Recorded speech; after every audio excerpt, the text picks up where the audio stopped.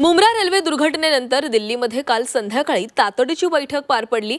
लोकलमध्ये स्वयंचलित दरवाजे बसवण्याबाबत या बैठकीमध्ये चर्चा झालेली आहे।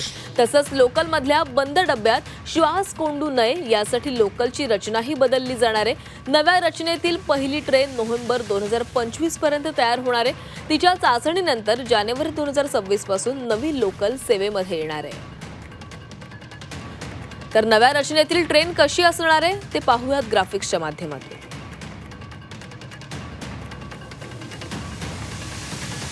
आयसीएफ बैठकीमध्ये रेल्वे बोर्डाच्या अधिकाऱ्यांची चर्चा झाली। दिल्लीतील बैठकीमध्ये मुंब्रा रेल्वे अपघाताची चर्चा करण्यात आली। नव्या रचनेची लोकल नोव्हेंबर 2025 पर्यंत तयार होणार आहे। जानेवारी 2026 पासून नव्या रचनेची लोकल सेवेमध्ये येईल।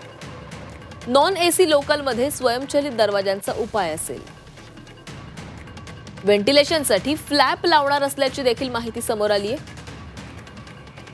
डब्याच्या छतालाही व्हेंटिलेशन युनिट लावलं जाणार आहे। एका डब्यातून दुसऱ्या डब्यात जाण्याची सुविधा उपलब्ध करून दिली जाईल। बंद दरवाजांमध्ये वायू प्रवाह कायम ठेवला जाणार आहे। लोकलमधील प्रवास अधिक सुखकर होण्यावर भर दिला जाईल।